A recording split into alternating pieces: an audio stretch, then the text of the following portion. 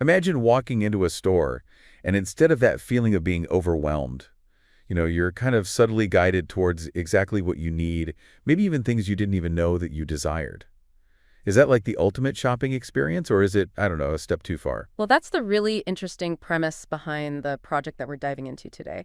It's called Navigated Environments. Oh, cool. It's a thought experiment by this fictional AI designer called Vertanen7443. So we're like exploring a future where augmented reality is shaping our physical experiences, Exactly. but not with these like flashy pop-ups or anything. Well, It's like subtle cues that are built right into the design itself. yeah, it's much more integrated, much more subtle. And the setting for this whole experiment is a furniture store. Yeah. Interesting choice. Yeah, I thought so too. Furniture is a pretty significant purchase, right? It's tied to personal taste and how you want to live your life. For sure.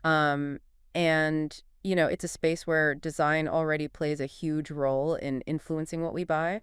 Yeah. So how does this project imagine AR amplifying that influence even more? So imagine, like, you walk into this store, Okay. and as you get close to a certain sofa, the lighting shifts subtly, just enough to highlight the texture and make it feel really inviting. Oh, wow. Or maybe, like, the path you naturally take through the store leads you past things that you've already looked at online, things you've shown interest in without even realizing it. That's where that like blend of architectural principles and social media comes in, right? Yeah. How does those two even work together? It sounds kind of like those personalized recommendations that we see online, but applied to a real physical space. Exactly. The project imagines using all that data from our online behavior, our purchases, our preferences, to try to anticipate what shoppers might want. It's like having this invisible guide shaped by your own digital footprint leading you through the store. Okay, now that's intriguing, but it's also a little bit, I don't know, unnerving. Makes you wonder how much of our decision-making is really our own in that scenario. Yeah, and that's the big question at the core of the project. It's Yeah. not about like dictating our every choice, but just exploring what's possible, maybe even some of the downsides of this kind of subtle persuasion. So it's bringing up more questions than it's answering, In a way, yeah. which I guess is a good thing. It gets us thinking, This brings us back to the creator, the AI designer Vertanen7443. right? You said it's fictional. What's the point of that? Well, it lets us, explore these concepts without being limited by what's actually possible with technology right now. We're kind of peeking into a potential future shaped by how an AI might approach design. So it's not about like predicting the future, more about getting us to think critically about the possibilities. Exactly. And it even goes further. It imagines a future where this kind of tech is just a normal part of everyday life. People are totally used to this level of connection and personalized data. But it also acknowledges that there's pushback growing, like a whole subculture that wants to go back to a more mindful way of engaging with the world. That's interesting, that tension between convenience and control. Embracing tech, but also questioning its influence. We're already dealing with that today. For sure. And it's fascinating to see it play out in this project in a real, tangible space like a furniture store. Yeah, and by putting these ideas in a context we can all relate to the project, makes us think about the bigger picture. What are we actually trading off? How do we balance personalization with privacy and convenience with, being able to make our own choices? It's almost like it's holding up a mirror to how we deal with technology now and asking, are we really okay with what we see? Yeah, that's a good way to put it. And by exploring these questions through the lens of design, navigated environments gives us a really unique perspective on how we might shape our own future. Maybe even do it in a way that's conscious and deliberate. One thing that really makes Vertanen7443 stand out is their methodology. They don't just see social media as a place to share selfies or whatever. Right. They actually treat it like a mathematical construct. Okay, I gotta admit that sounds kind of abstract. What does that even mean? To approach social media, like, mathematically. Okay, so think of it this way.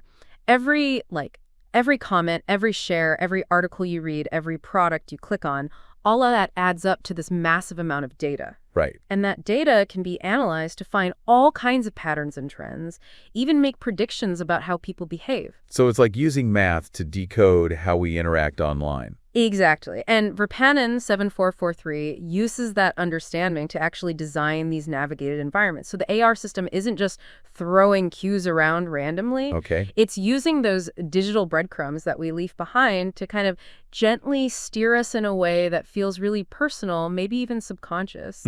So instead of those in-your-face banners or pop-ups, it's more about these subtle changes to the environment itself. Gotcha. So like the temperature might shift subtly as you walk through the store. Yeah, exactly. Or maybe the smell of like cedar wood gets stronger when you're near the handcrafted wooden furniture. It's all about creating an experience that feels natural and intuitive, almost like the environment is reading your mind. But wouldn't that much personalization end up limiting our choices? I mean, if everything is already geared towards what it thinks we want, are we really free to discover something new? That's a great question, and it gets right to the heart of what the project's trying to explore. It's not about taking away our choices completely.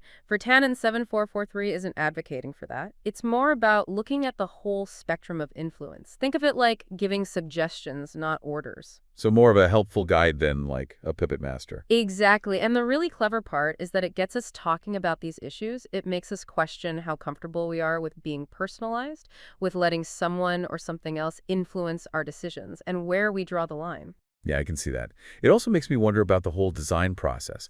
How do you even begin to take something as complex as how we behave on social media and translate that into the actual physical design of a space? That's where Vertanen 7443's approach gets really interesting. They use theoretical modeling, digital simulations. They even treat the social media data itself as a mathematical construct to kind of test out their ideas. So it's like building a virtual lab to experiment with different scenarios before trying them out in the real world. Exactly. And because they base their ideas on such a rigorous process, it gives the whole project more weight. It's not just some random idea. It's a really well thought out exploration of something that could actually happen. And by setting it in a furniture store, they've made this complex idea something that we can all relate to. I mean, we've all felt that feeling of walking into a furniture store and just being totally overwhelmed by all the choices, trying to picture how each piece would fit into our lives. It's a perfect setting for this kind of thing because our choices in a furniture store are already so heavily influenced by design. And by adding in that AR layer, navigated environments makes us think about how tech could amplify or even maybe distort that influence. It's a really interesting glimpse into a future where the lines between the physical and digital worlds are getting blurrier. But there's also a tension there that we see already, even today. The project talks about how, in this future, consumerism is high, and physical purchases still exist and are seen as premium, almost like a counterbalance to how digital everything has become. Yeah, that is fascinating, isn't it? Why would we still care so much about physical things in a world where we can get anything virtually? Maybe it's because the digital world is just so overwhelming. Maybe we crave something tangible, something that feels real and lasting. It could be. Or maybe it's a deeper human need for connection, for the actual sensory experience of touching and interacting with physical objects. Whatever the reason, the relationship between the physical and digital is definitely not a simple one, and navigated environments captures that perfectly. Yeah, it suggests that even in a world that's saturated with technology, the physical world still matters. The choices we make in the real world, the way we interact with our surroundings, all of that still has real consequences. It's a good reminder that we're not just passively consuming technology, we're active participants in deciding what role it plays in our lives. I feel like we're already getting close to that future, right? Like, look at how much of personalized recommendations affect us online. You know, what we buy, what music we listen to, even the news we read. It's true. We're constantly being, I don't know, nudged in certain directions by algorithms, often without even noticing it. And navigated environments just takes that idea and kind of pushes it further into the physical world. And we're doing that, it really makes us face the question of control. You know, like, how much are we willing to give up that control, even if it means things are easier and more personalized? That's the trade-off we got to figure out, right? It's easy to get caught up in the idea that everything's going to be super convenient, but we can't forget what it might cost us, like our freedom to make our own choices. But couldn't this tech also be used for good? Like, couldn't it help us find our way around complicated places, or make healthier choices, or connect with things that actually matter to us? Oh, absolutely. There's definitely potential for good there.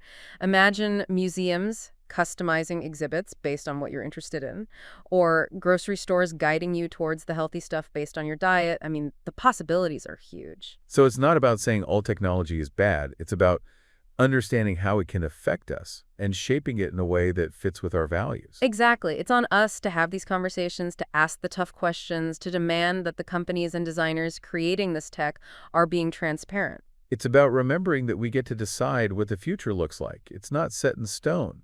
And that's what makes Vertana 7443's work so important, you know? By pushing the boundaries of what's possible, they're making us face these questions now, before it's too late, before this tech is so ingrained in our lives that we don't even think about it anymore. It's like a call to action to be more aware of how we use technology, to be more active in shaping the world we want to live in. Exactly. And that world, it might not look exactly like the one they imagine in navigated environments, but by exploring these possibilities, we can start figuring out a path that reflects what we care about and what we want for the future. So, wrapping up our deep dive into this project, it leaves me feeling a mix of excitement and, I guess, a little bit of caution. The possibilities are amazing, but it's important enough. I agree. The decisions we make now will shape the world we live in tomorrow. We got to approach all this new tech with both curiosity and a critical eye, make sure it's serving us, not the other way around.